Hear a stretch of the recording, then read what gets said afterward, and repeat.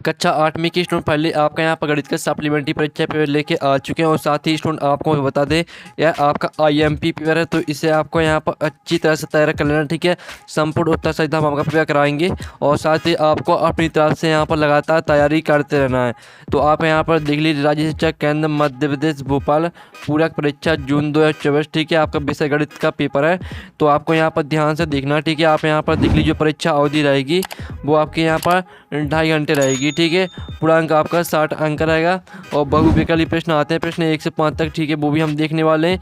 पहले वीडियो को लाइक कर लीजिए और चैनल को सब्सक्राइब कर लीजिए। ठीक है, हम बड़ी मदद से आपके लिए वीडियो लाए हैं, तो वीडियो को लाइक और चैनल को सब्सक्राइब कर लीजिए। फिर आपके यहाँ पर निर्देश आता है, प्रत्येक प्रश्न के 4 विकल्प दिए गए, विकल्प चुन कर उत्तर लिखिए, प्रत्येक प्रश्न के लिए 1 अंक निर्धारित है। ठीक है, तो आपके यहाँ पर निर्देश आता है, तो आप निर्देश भी पढ़ सकते हैं। और साथ ही आपको इस वीडियो को ध्यान से देखना और आपको अपने दोस्तों तक, ठीक है, दोस्तों तक इस वीडियो को शेयर करना, जिससे वो भी अच्छे अंक ला सकते हैं गणित के पेपर में। तो स्टूडेंट आप यहाँ पर देख लीजिए, आपका प्रश्न पहला आता है, निम्नलिखित में से कौन सी संख्या पूर्ण वर्ग है। तो आपका यहाँ पर आता 39 और बी आता आपका 66 और सी आता 81 और डी आता 94। तो जो आपके यहाँ पर दिया निम्नलिखित में से कौन सी संख्या पूर्ण वर्ग है, तो इसका आंसर आपका सी हो जाएगा 81। ठीक है, फिर आपका यहाँ पर दूसरा आता 4 अंकों की सबसे बड़ी पूर्ण वर्ग संख्या होगी। तो आपको यहाँ पर 4 अंकों की सबसे बड़ी ठीक है, पूर्ण वर्ग संख्या बताना है। तो आपके यहाँ पर इसका ए ऑप्शन आता 9999, बी आता 9998, सी आता 9801 और डी आता 9901। ठीक है, तो जो आपके यहाँ प्रश्न दूसरा दिया गया है, 4 अंकों की सबसे बड़ी पूर्ण वर्ग संख्या होगी, तो इसका आंसर रहेगा 9801। ठीक है, अब चलिए आपका यहाँ प्रश्न तीसरा आता है, घनाभ में कोणों की संख्या कितनी होती है। तो आपका यह था 12 और बी था 8, सी था 6 और डी था 4। तो यहाँ पर घनाभ में जो कोणों की संख्या होती है 12 होती है, तो 12 आपका करेक्ट आंसर रहेगा। फिर आपका प्रश्न 4 आता है, चतुर्भुज के चारों अंतःकोणों की माप का एक फल होता है। तो यहाँ पर चतुर्भुज के चारों अंतःकोणों की माप का जो एक फल होता है वो होता है 360 डिग्री। फिर आपका यहाँ पर पाँचवां था समीकरण 6x = 12 का हल है। तो आपको कुछ नहीं करना है, आपका यहाँ पर जो लिखा है 6x = 12, तो आपका x = 12/6, आपका 6 का पक्षांतर हो जाएगा। तो जैसे ही आप 6 का भाग 12 में देंगे तो आपका x = 2 आंसर रहेगा। तो आपका 2 करेक्ट आंसर आ जाएगा, यानी सी आपका आंसर रहेगा। तो इस तरह से आपके बहुविकल्पी प्रश्न कंप्लीट हो जाते हैं। अब आते हैं आपके रिक्त स्थान, प्रश्न क्रमांक 6 से 10 तक। ठीक है, तो आपका यहाँ पर निर्देश आता है, रिक्त स्थानों की पूर्ति कीजिए, प्रत्येक प्रश्न के लिए 1 अंक निर्धारित है।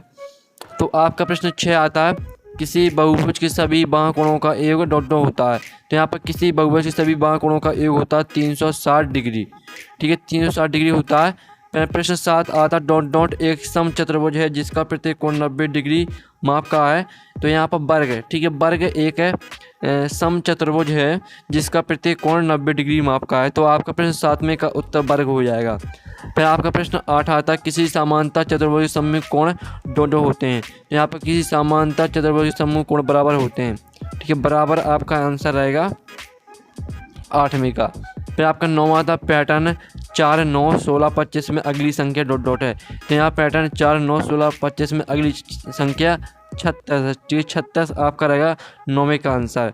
फिर आपका 10वां आता, अकरम ने एक मैच, ठीक है, 2500 में खरीदी, उसे 10% लाभ पर बेच दिया, विक्रय मूल्य डॉट होगा। तो आपको बताना है कि जो यहाँ पर अकरम ने एक मैच है वो 2500 में खरीदी थी, ठीक है, और उसे 10% लाभ पर बेच दिया, तो विक्रय मूल्य आपको बताना है। तो जो इसका आंसर रहेगा वो आपका हो जाएगा 2600 इसका आंसर रहेगा। फिर आपके यहाँ पर आते हैं अतिलघुत्तर प्रश्न आते हैं, प्रश्न 11 से 16 तक। तो आपका निर्देश आता है, निम्न प्रश्नों को हल कीजिए, प्रत्येक प्रश्न के लिए 2 अंक निर्धारित हैं। तो इसमें आप यहाँ पर देख लीजिए, आपका प्रश्न 11 आता संख्या 2 3 4 0 4 का वर्गमूल भाग विधि से हल करना आपको। प्रश्न 12 आता, अभाज्य गुणनखंड विधि से 729 का घनमूल ज्ञात कीजिए। जो इनके आंसर वो भी हम बताने वाले हैं, पहले आप यहाँ पर अच्छी तरह से क्वेश्चन को देख लीजिए, फिर इनके आंसर भी हम आपको बता देंगे। प्रश्न आपका यहाँ पर 13 आता है, एक ट्रक 20 मिनट में 12 किलोमीटर चलता है, यदि चाल वही रहे तो वह 6 घंटे में कितनी दूरी तय कर पाएगा। ठीक है, ये आपको बताना है। 14वां आता, 1/4 और 1/2 के बीच आपको 3 परिमेय संख्याएँ निकालनी है। प्रश्न 15वां आता, 3 m की घात 2 प्लस 9m प्लस 6 के गुणनखंड ज्ञात कीजिए। फिर आपका प्रश्न 16 आता है, ठीक है। आप यहाँ पर 2400 रुपये पर 5% वार्षिक दर से 2 वर्ष का चक्रवृद्धि ब्याज ज्ञात करना आपको, ठीक है। ये आपका प्रश्न 16 कंप्लीट हो जाता है। अब आते हैं आपके लघुत्तरीय प्रश्न, आते हैं प्रश्न 17 से 22 तक।